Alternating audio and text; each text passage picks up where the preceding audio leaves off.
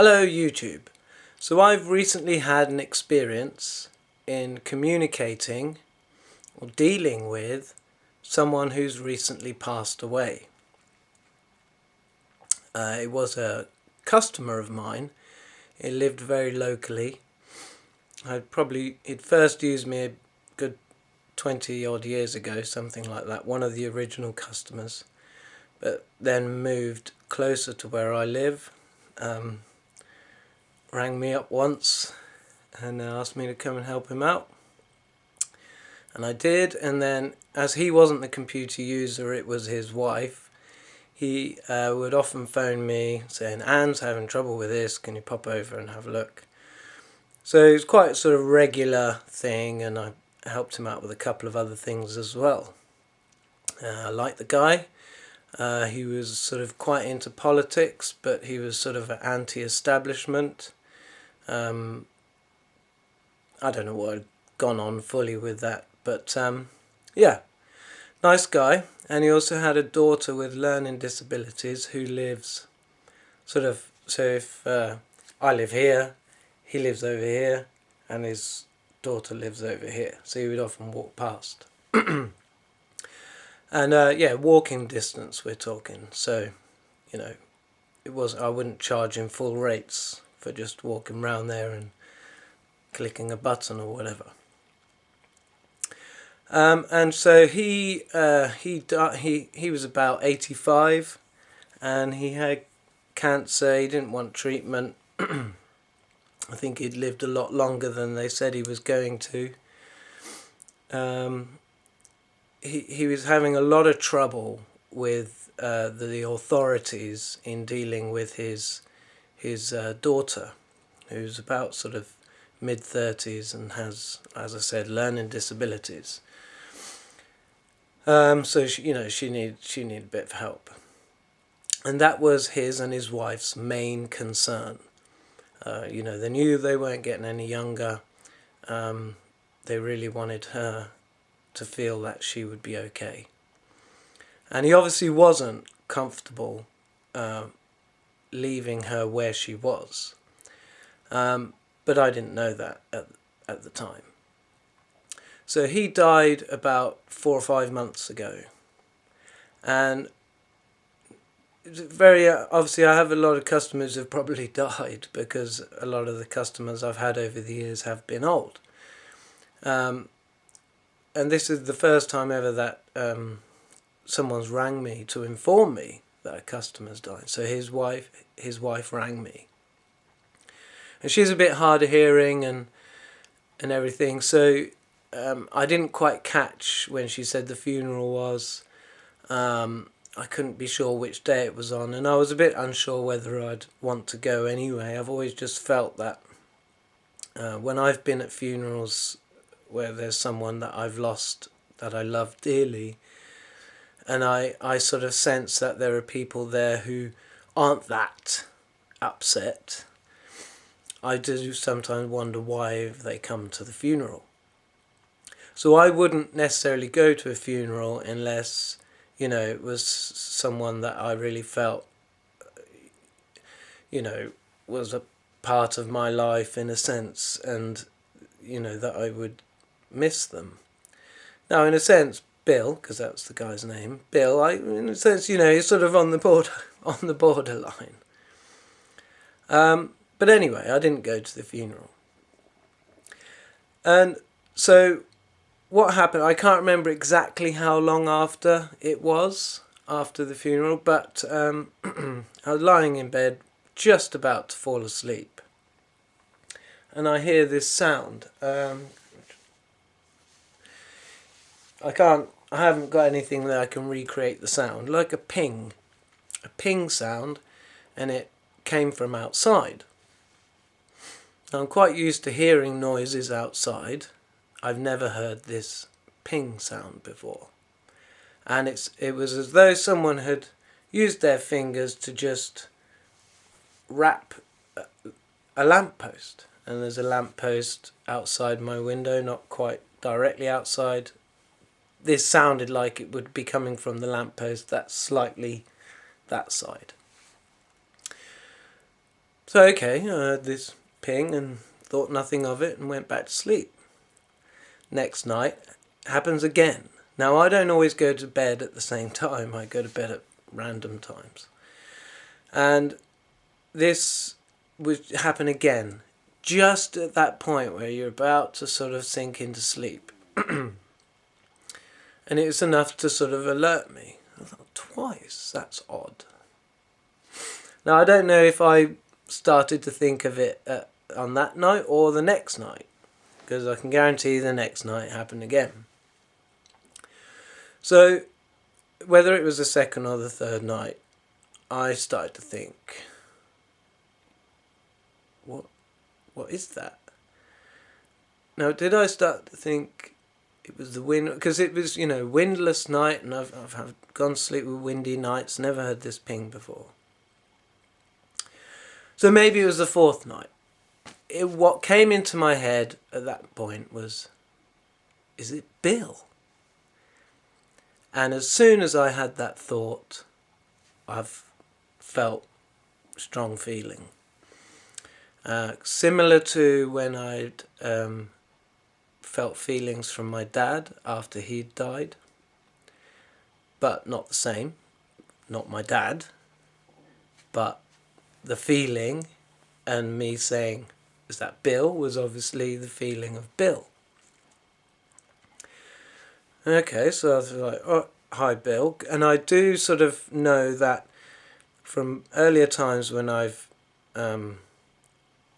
communicated with those that have passed, it's just a sense of being aware of their presence even though they've died. And they respond to that when someone on earth alive is actually open to this possibility, and it's not just in my imagination. Like if it was his wife, his wife might be thinking, oh, it's just in my imagination, of course I'm thinking of Bill, who's been every day with me. But I'm not assuming for them, for me. So anyway, they will like that when they get some reaction, because you can imagine most of the time people are like, what the fuck's that, I'm going back to sleep. But I was, open, and I often feel that, yes, the thoughts you say in your head can be heard by dead people or spirits. And when they speak, you can kind of hear, not necessarily, it depends on their ability. You can either get an idea of what they're saying. With Bill, I could kind of see his face a bit and how he would say things. But I didn't know exactly what it was he was wanting to communicate with me, if anything. But as it went on, and then the next night happens again. So the next night happens again. Ping. And, oh, hi Bill. Yeah, you're right. And in a sense, I got the feeling that Bill wanted me to help him. So my first sort of thoughts were obvious, like Bill's does he even know he's dead? Does he know what to do or anything? Has he had any sort of, light to jump into or anything like that? So for a few nights I was just sort of, sending out the sort of thoughts, well, Bill, maybe there's some unsolved things in your life that you need to look at, before you can move on. And I'd say this went on. I'd say this went on night after night, just one ping. And then maybe there was one time that there was the ping, but it was a bit weak. And I was thinking, Bill's struggling today, and then maybe the next one. And this was only happened once, but on one time it happened about 5, 6, 7 times. Ping, ping, ping, like that, real fast. Ping, ping, ping, ping, ping, like that. So, what was that? Some desperation coming out of him? And I was really trying to imagine the situation for him. Like, I was thinking, well, Bill, you could go anywhere in the world. Why are you, why are you hanging around here, sort of thing? And then I wondered, well, maybe he can't go anywhere in the world. Maybe there's only certain locations he can go to. and I was wondering about this, and I was sort of saying these thoughts aloud in my head to Bill as well about the books Through the Mists. So I said, well, Bill, there's a mist there, isn't there? There's a mist somewhere. You can walk into the mist, and that's kind of the way out of here. But it involves going through that mist, going through the unknown. Things may pop up, whatever. Anyway, there may be a couple of occasions where one night it didn't happen, but it was most nights. It was continuing to happen. And it seemed to be as well when it seemed to be much stronger on a time when I was due to go to his house, like the next day. Like Anne had called me, can you help me with this? Yes. Or can you go to Louise? She needs help with her computer. Da da da. And it seemed to be stronger then. And I did, when it was going on, when he ping, and I'm thinking, oh, you're still here. Because a couple of times I thought, oh, I've helped him, move on to the next stage. But then ping, back again. So I don't know when I stumbled onto it, but at some point I started to figure that it was his daughter. That was the main issue, and that was why he wasn't leaving, because his daughter, he didn't feel that she was going to be okay. And because before he did die, he did say, at some point, do you think you could possibly help with her gardening, go and mow the lawn and stuff like that? So that was in my mind after it died, but I did hear quite early on that she was planning to move. That the daughter was going to move to a sort of a more secure sort of residence area.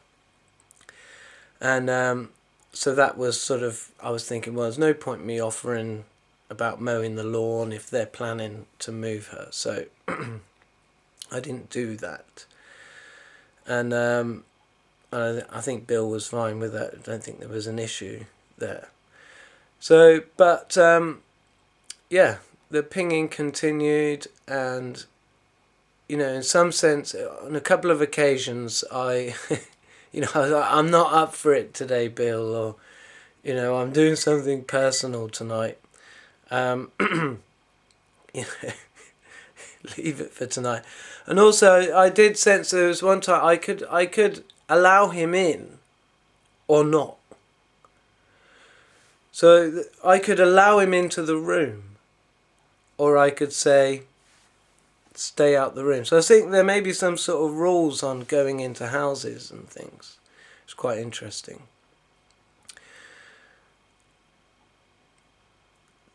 There's not much more sort of interaction or communication that I can talk about, only that it went on for a long time. It has now stopped. I don't think I've had a ping now for a couple of weeks. And it coincides with when his daughter moved into this new place. It's still local. She loves it. I went over there to set up her computer. She loves it there. Bill's happy. Bill's stopped pinging the lamppost. Probably get one tonight now. I've made this message. But on the whole, that is what makes sense to me. He couldn't move on until he felt that she was in a good place. Simple as that. Did I help? Not much. I didn't do any of the arranging.